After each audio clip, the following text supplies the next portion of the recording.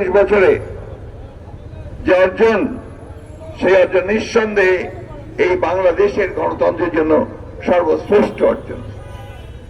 আমরা বারবার বাংলাদেশ জাতীয়তাবাদী দল আমরা গণতন্ত্রের জন্য সংগ্রাম করেছি দেশনেত্রী বেগম খালেদা জিয়ার নেতৃত্বে।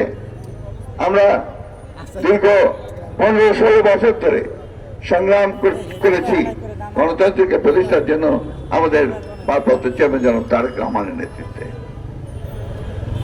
বাংলাদেশের জাতীয়তাবাদী দল এখন নিঃসন্দেহে বাংলাদেশের সর্ববৃহৎ রাজনৈতিক দল।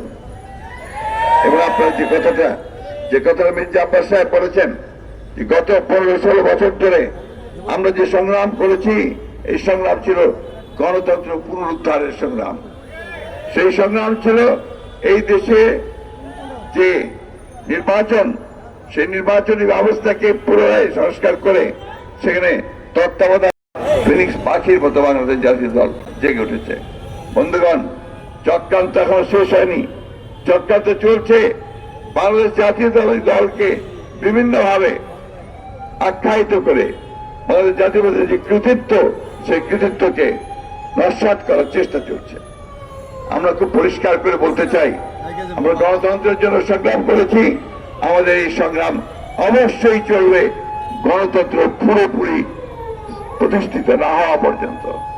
আমরা আশা করব নতুন যে সরকার এসেছে, অন্তর্বর্তীকালীন সরকার,